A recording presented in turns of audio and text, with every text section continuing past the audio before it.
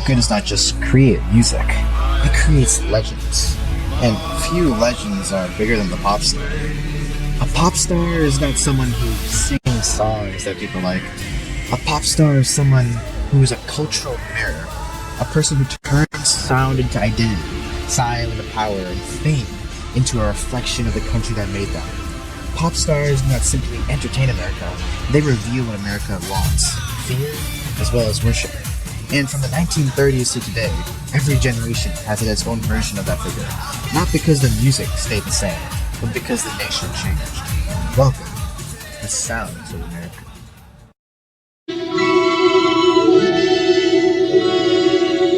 In the age of the radio, the American dream sounded like Bing Crosby. Crosby rose during the Great Depression when the country was starving for comfort at last. His voice was calming in a decade defined by collapse. In an era of breadlines, bank failures, and uncertainty, Crosby represented emotional stability. He was not rebellious, he was reassuring his people. What made Crosby significant was that he became the first true broadcasting figure. National radio networks and recording technologies allowed a single voice to be mass-produced across the country for millions to hear, and that reflected a larger transformation. What mattered was that the nation itself was searching for unity in this transformation. Franklin Roosevelt's fireside chats used radio to stabilize political confidence during the New Deal. Crosby stabilized emotional confidence. And no song captures this better than White Christmas. Beneath the holiday imagery sat a generation's longing for peace, family, and the normalcy during World War II. Soldiers overseas listened while separated from homes. Families played it during wartime rationing uncertainty. The song became nostalgia and transformed into something patriotic. During World War II, the idea of home itself became part of the war effort. White Christmas gave that idea sound. But beneath that sound contradiction, Crosby's success was within segregated America. Jazz and blues shaped American music, yet recognition often flowed elsewhere. Even the Harlem Renaissance revealed this pattern. America absorbed ideas as long as it fully accepted people who created them.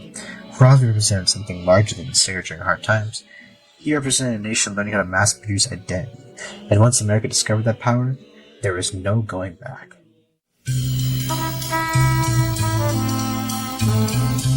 Then the screen shapes, then hips move, then comes Elvis Presley. Elvis was not simply a singer in American history, he was a rupture. He emerged during the 1950s when Cold War fears, suburbia, post-war prosperity created a cultural obsession with conformity. Television reinforced that image, while McCarthyism created a pressure to fit social expectations. America had built order because it feared that disorder, and Elvis walked directly into that world. Television transformed him to something unavoidable. Earlier generations heard performers, and now they'd watched them. And Elvis looked different. He moved differently. He challenged the ideas surrounding masculinity and sexuality. Networks famously filmed him from the waist upwards, but the controversy was never really about dancing. It was about control. And no song captures that collision better than Hound Dog. Its energy symbolizes youth rebellion becoming a cultural force. The baby boom generation created millions of teenagers entering adolescence together with the unprecedented spending power. Elvis did not simply emerge from youth culture, he helped create it. But Hound Dog created another story. Originally recorded by Big Mama Thornton, the song reflected a larger contradiction in American life. Black artists shaped popular music, while white artists often received broad recognition.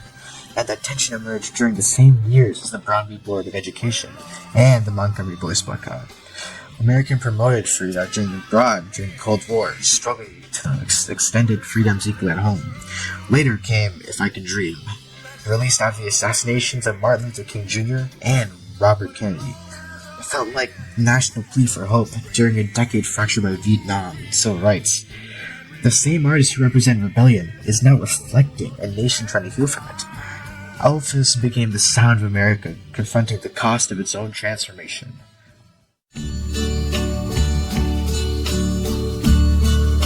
Then came Frank Sinatra, and suddenly a pop star became something sharper. Sinatra rose out of World War II and into a post-war boom, when America was becoming richer and more image-conscious. Crosby was comfort, and Presley was rebellion. Sinatra was desire. He became a voice for a country no longer trying to survive disaster, but trying to define success. Sinatra was no longer a radio voice. He became a full media figure shaped by film, television, magazines, and nightlife, and that reflected something larger happening in post-war America.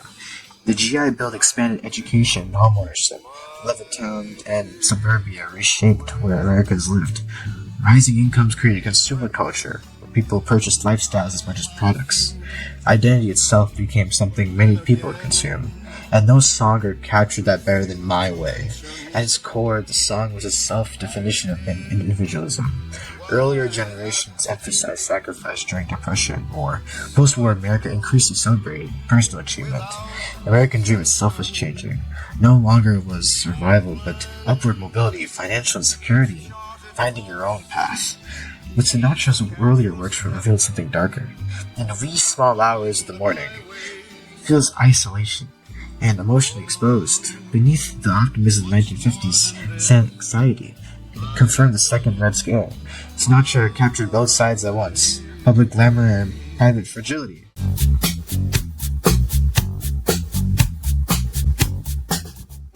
By the time Michael Jackson arrives, pop stardom is no longer national, it's global.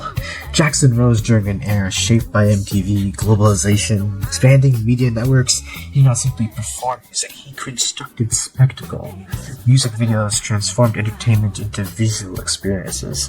Each performance became an event, and no moment captured the shift more than Billie Jean. During Motown 25, Jackson introduced the moonwalk, creating one of the most iconic moments in television history. Fame was no longer simply heard, it was watched. MTV itself transformed because of Jackson's success, criticizing for limited black artists. The network could no longer ignore Thriller, but Jackson itself represents something larger. He embodied globalization itself. Millions of Americans would never visit until experienced the American identity through him. Then came Black or White, imagining a more interconnected world while exposing Americans' ongoing racial tensions. Along with this came They Don't Care About Us. Entertainment became criticism. Crosby reassured America. Sinatra reflected ambition. Elvis destructed it. And Jackson globalized it.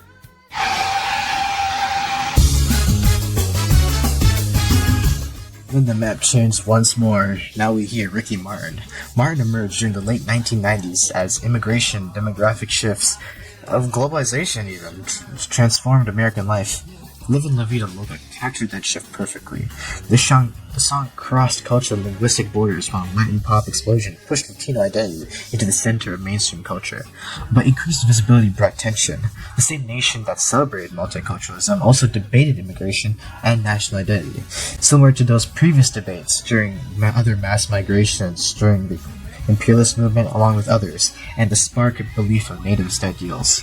Culture moved faster than politics could adapt, but then came the cup of life. Music, sports, media, all became global experience shared simultaneously.